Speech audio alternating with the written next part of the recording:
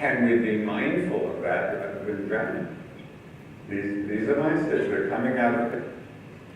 And we can understand the conditions. But our practice is, can we be free in the experience of those feelings? Or, so this is our work. One of the key factors of mind that helps with this is the factor of equanimity. And equanimity it's not well known in the West. You know, people can speak a lot about love and compassion and now mindfulness, but you don't hear a lot in the public domain about the value of being equanimous. And yet, for the Buddha, it was one of absolutely the keystones of the whole path.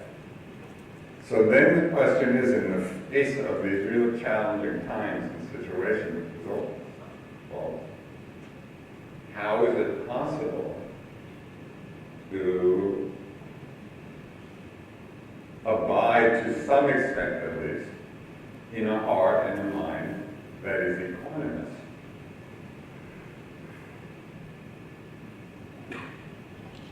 So this could be a whole hour-long talk.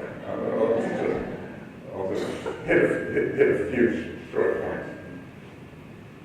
So a few ways that have helped me. I think this is something we're all working with now, in one way or another, whether it's the political situation or personal situations in our lives, stressful things come up. So how to tune in, how to remember that equanimity is a possibility. So these are just a few of the checkpoints that I found helpful. One is realizing that a lot of what happens in the world is simply outside control. Things that happen on a lot of books, and we can influence some measure of it, but there is a lot that is just beyond what we have the power even to influence. And we all tend to think that we are the center of the universe.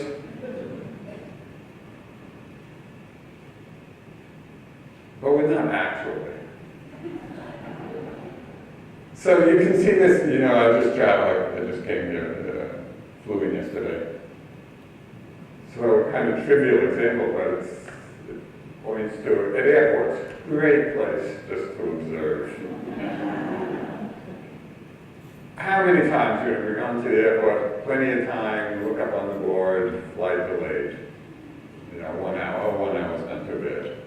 And then the hour's gone, oh, delayed another hour, another hour, another hour. And then just to watch people's responses to that. And there's the whole spectrum. You know, some people get infuriated, you know, and start screaming at the attendants.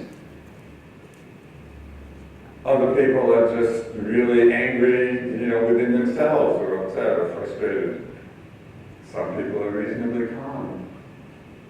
It's not that it's a pleasant situation. It's disrupting, you know, planes get thrown up in the air. But it's no one's fault. Do you really want to go up in a plane that has some mechanical problems? And so one thing is just sometimes in these frustrating situations to step back and see very often the impersonality that's not directed towards us. And maybe in an area that we don't have much influence over. So that's one reflection. Another reflection,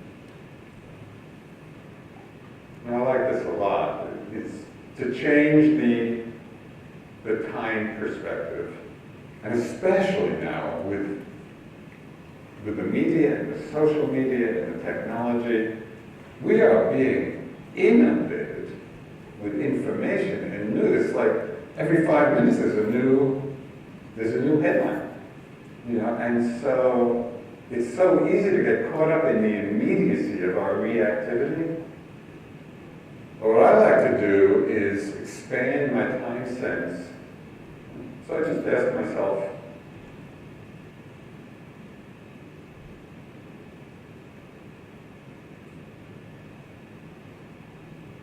in 100 years, will anybody even remember this? Or 50 years?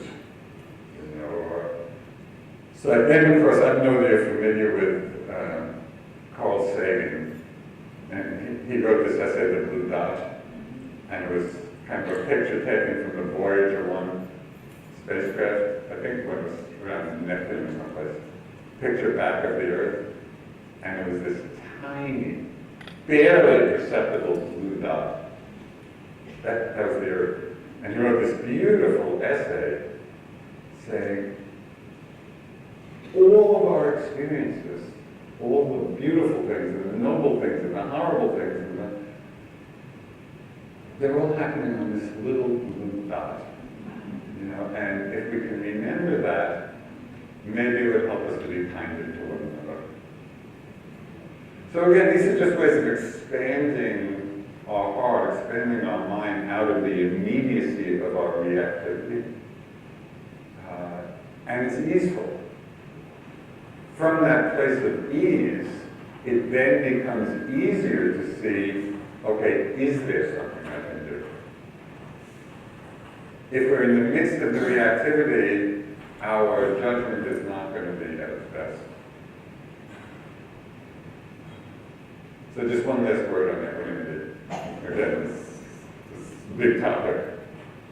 But keep in mind that what's called the near enemy of equanimity is indifference. And so we really have to be very clear and sensitive in our own minds to the difference between these two states. This equanimity is open, it's spacious, it's responsive, it's receptive. Indifference is not caring. So they're two completely different states, but they can look alike to the unwary. You know, and so it's very important to really just pay attention. Are you sliding into indifference in the face of all these situations? Or are you establishing yourself in equanimity so that you can respond in whatever way as possible? Thank you.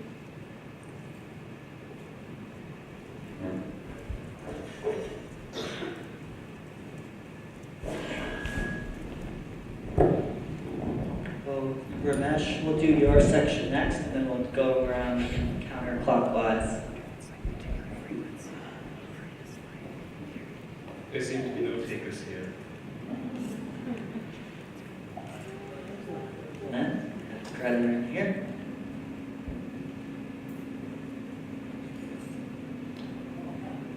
Oh.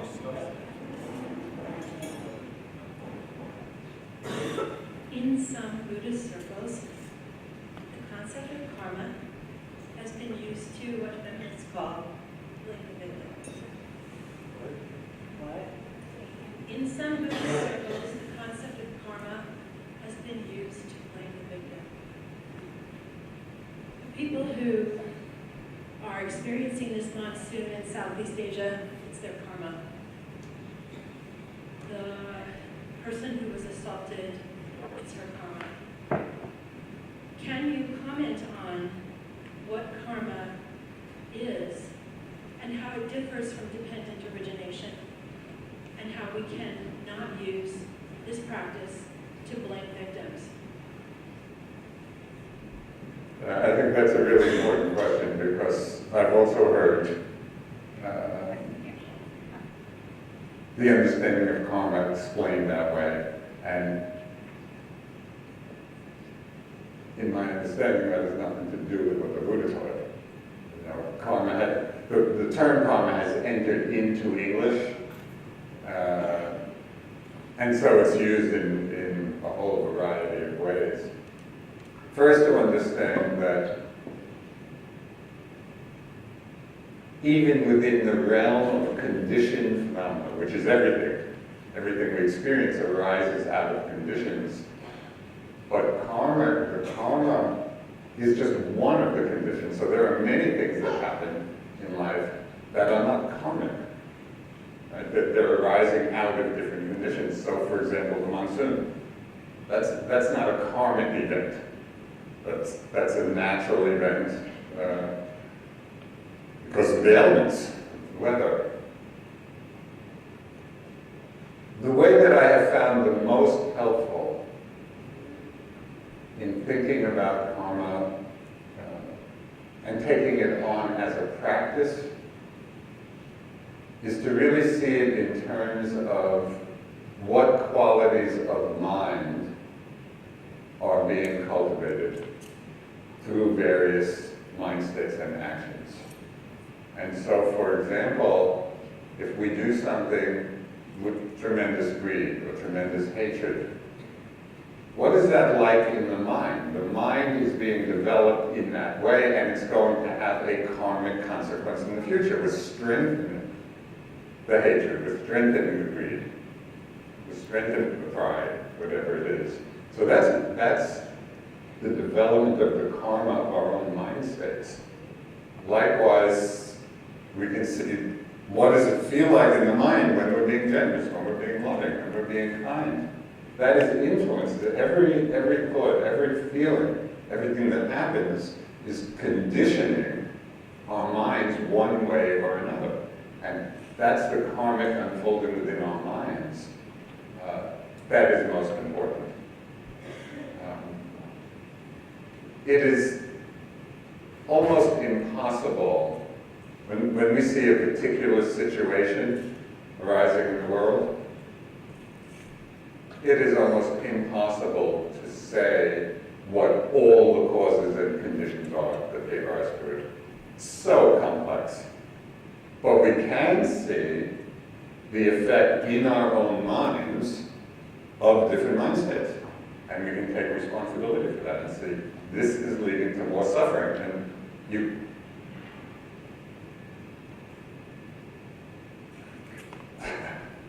could say suffering in the mind and things that lead to it are bad karma, unwholesome karma. You could say the wholesome states of mind and the things that lead to it, the things that bring us happiness, are good karma. So that way, I just find that very pragmatic, and it's not so much a metaphysical thing about everything that's happening in the world. It's about what's happening within us, within our own hearts, and the direction we're going in through our actions. It's like we're creating every moment, in our lives, we're creating an inner environment. Are we polluting it? Are we purifying it? So I'll just mention one little exercise. This is something that I just started doing a few years ago on a self-retreat, but I found it really helpful, and maybe it'll be of interest to some of you. Do you know the experience of waking up in the morning?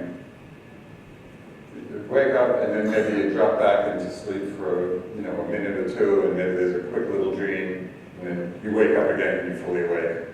So it's not an uncommon experience. So I was on a retreat and I was noticing this was happening. And then as I was doing walking meditation, and it wasn't necessarily the super slow walking, I was just walking meditatively, but at a more or less normal speed.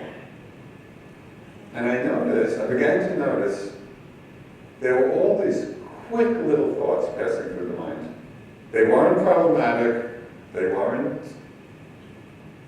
much of anything. They were just kind of light little thoughts. Maybe it was a plan, maybe it was just a quick little comment in the mind. And because they were not problematic, mostly, I wasn't paying attention to them. Because they were very quick. I was walking, paying attention to the walking, like that. But then I realized that even though they were short and not particularly problematic or dramatic, for the moments that they were there, it was like dropping into the dream state. It was the same experience that I had in the morning where the awake, just with the walking, and then maybe for 10 seconds, for 15 seconds, this thought comes through and captures the attention, unbeknownst, to Mr. Mindfulness inside. And then it would be gone. And then I saw that a lot of these thoughts, and again, these are not the troublesome ones. These are the very light, ordinary ones that are happening a million times a day. But very many of them revolved in one way or another around, they were self-referential in one way or another. What I was going to do, some memory, what I wanted, some whatever. So then I put all this together and I realized, okay, all these thoughts are just like going back into that dream state for a moment or two. And since so many of the thoughts are self-referential, I realized that I was just dreaming myself into existence. And so that became a little mantra for me. I was going through the day, and I would tell myself, stop dreaming yourself into existence. It became very interesting, even in just going for a walk, just a normal activity. But if you have interest, just keep an eye out for these quickly passing thoughts. And what's so amazing, first, how many there are. Two, how absorbed we can get in them, even for a short period of time. So when we're absorbed in that thought, we're not present for what's happening. It's like the world has disappeared and we are encapsulated in the world of that thought. This is very interesting. Isn't it? I mean, thought. So here's another little exercise for you to do. I would try this one. It really is interesting because this is happening continually through the day. And as I say, mostly we're completely unaware of it. We're just lost over and over again. And each time we're lost in that dream of the thought, we are creating a particular inner environment. One way or another, maybe it's a wholesome one, maybe it's not. But because they're so quick and light, we're not paying attention. And so we're not seeing how our minds are getting conditioned, unbeknownst to us. Okay, one last little exercise to do. This again is one of my favorites.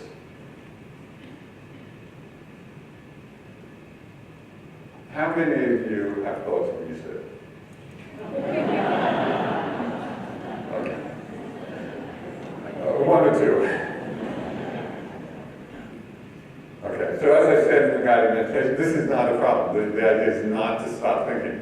The idea is to be aware of the thinking. Because it's just another object. It's no different than a sound coming. Sound comes and we're aware of hearing, thought comes, we can be aware of thinking. But if there are a lot of thoughts happening, one of the most fascinating questions that asks, which almost nobody ever does, is ask the question, what is a thought?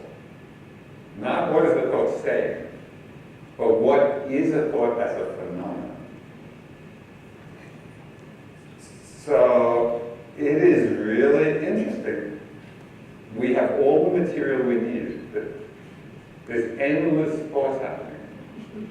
When you can bring mindfulness to it, and the mindfulness is strong enough to actually be able to see, even if you catch it in the middle, maybe you won't catch it in the beginning, but at whatever point you become aware that you're thinking, and you can sustain that mindfulness of whatever that thought train is. But instead of being fascinated by the content, by the story, which is our usual mode, just see, thinking is going on. What is a thought? And it's right there in front of us, so we can actually look. This is first-person investigation. And what's so amazing is that when we look at the nature of thought, we see that it is little more than nothing. It's just like this little energy blip in the mind. There's hardly anything there. And yet, when we're not aware that we're thinking, thoughts have tremendous power in our lives. They are the little dictators of our minds. You know, go here, go there, do this, do that. Get married, have kids. Get divorced. It's all just these thoughts. And because we're not remembering that the very nature of a thought is completely insubstantial. But we're not seeing it in the moment. We are captivated by the content. We're subsumed by the story. And so we spend our lives acting out all these stories. And again, some are great and beautiful and worthy, and many are not. But unless we develop some skill first in recognizing that we're thinking, and then going one step further, and really, for yourselves, not believing it because I'm saying it or anybody else, but to see for yourselves just how insubstantial a thought in its nature actually is. It's very free.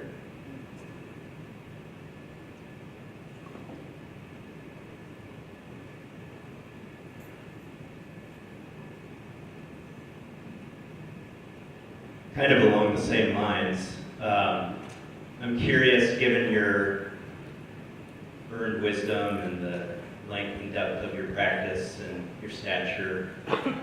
Paul. Yeah. Do you ever allow yourself like a mindfulness cheat day where you just decide to forget that there's a body and get into sensory experiences, hoping that they'll permanently end desire, get lost in thought, set in motion causes for suffering just because it's easy?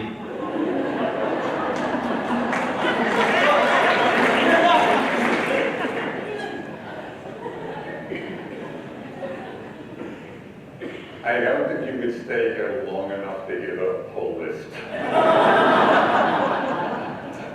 But I'm just, since we're in Minneapolis, one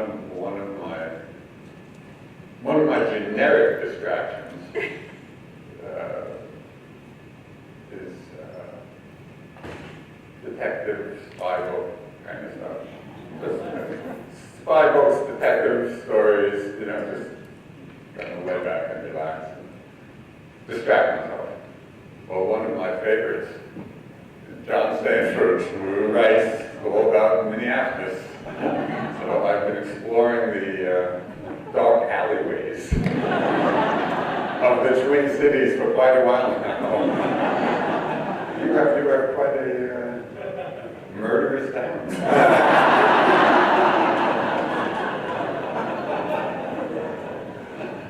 But the good guys always win, so.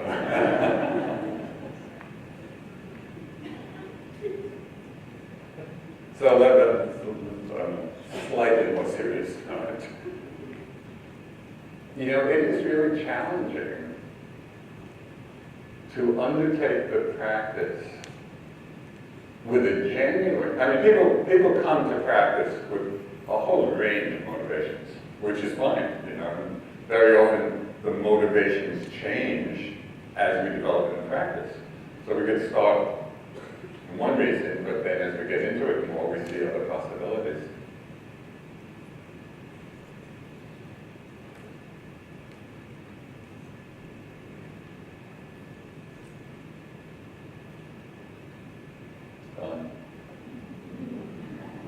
Maybe it'll come back. Next question.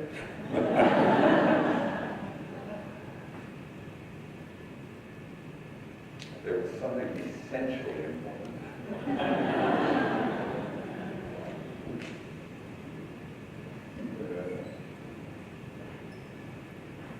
So, in your experience, what is it about a thought that makes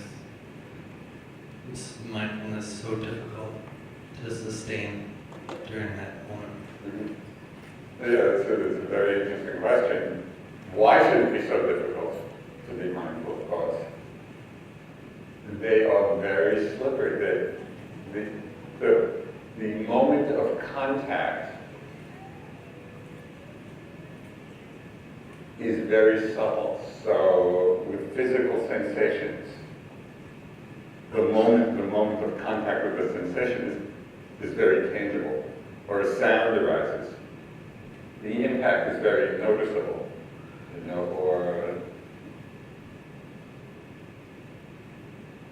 or a strong emotion. You know, we're generally aware of it. But thoughts, because they're so light in the nature of the phenomena, it's almost like they just slide in, frictionless. You know, so we're not even aware that they've come because they're so non-tangible, I guess. That's why it takes a fair bit of training, you know, to actually keep an eye out for the arising of thought. So here's another little exercise you can do if you like. And I hope your memory is better than mine. You're not doing all this stuff. Sometimes I like to take a sitting and to do what I call the thought game. And that is to sit down for some period of maybe 10 minutes, 15 minutes, whatever. And my only intention is to sit and wait for thoughts to come. So not with the body, not with the breath, not with sensations. It's like sitting in a movie theater, watching the screen of the mind, and just waiting for thoughts. And because that's all we're doing, we're just waiting for the thoughts, generally I found we begin to catch them very quickly. You know, just as they pop up on the screen.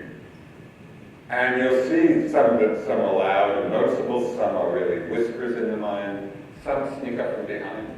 You know, we're watching the screen out here, and then, oh, I'm doing pretty good. Yeah, so we need a 360-degree screen. But it's an interesting thing to do because it just gives a little practice for being mindful of thought, which is a very difficult thing to be mindful of. You know, so it's giving us practice in doing it.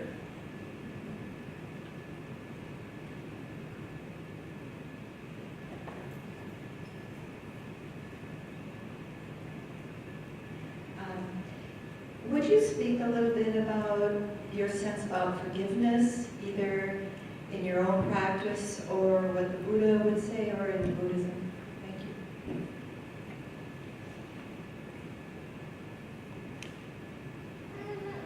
It's a good idea. For a variety of reasons, but perhaps most important, when we're not forgiving, we're holding on to an attractive state. We're holding on to suffering. It's like holding on to a hot burning coal and justifying it to ourselves. Well, should be holding on to this coal because, you know, who's burning? And we're the ones who are suffering. And so if we are holding on to a grudge or a hurt or whatever it is, it's worth seeing if we can find an avenue for forgiveness because it eases our own mind. I'll just tell one little story about this. Some time ago there was sort of a big organizational difficulty. You know, just a lot of suffering, a lot of strong views, a lot of conflict. And I was right in the middle of this big controversy, and it was really painful. And then I went on retreat. This was just kept replaying in my mind. And I noticed that my mind, it's like I was the lawyer for my own case. You know, so I would be going over what happened endless times. Because it was intense. I mean, it's a very intense situation. So I'm sitting, I was just endlessly this and all the reasons why I was right and they were wrong and all of that. So just at that time, I don't know how I got the book, but there's this wonderful book called Tattoos on the Heart by Father Gregory Boyle. And it's an amazing book. He works, he's a Jesuit priest, he works with a gang kids in LA in situations of just horrendous violence. You know, these kids are killing each other and killing bystanders and terrible situation. And he's right there working with these kids, understanding the conditions which led to all that, and not in any way condoning those actions. That's very clear. But he's also not excluding it. And the byword, the phrase in the book that really captured my attention, there was a transformative moment. In talking about these situations, he said, love no matter what. Just love no matter what. It doesn't matter. Love no matter what. And so then that really went in, you know, but often when you're on retreat, you know, we're in a more open-hearted space and receptive. So somehow that went in a very deep way. And I started practicing, you know, with all these people that I were in conflict with. Love no matter what. It doesn't matter. And what I realized when I contrasted the feeling of that expansiveness and that inclusion, and there was forgiveness. It wasn't even forgiveness. It was love no matter what. When I inhabited that space, it was so open and engaging. It felt so much the manifestation of genuine metta. And I contrasted that with how I felt in the prison of being right. There was no contest, you know, being right, but I was in a self-imposed prison, and it was contracted and divisive. And as soon as I could drop into the other space of love, no matter what, the prison door opened. You know, my heart was really open. So there are real possibilities here in situations that we, you know, in the realm of forgiveness. These are profound practices, because we can really go to the heart of self and selflessness in that exploration.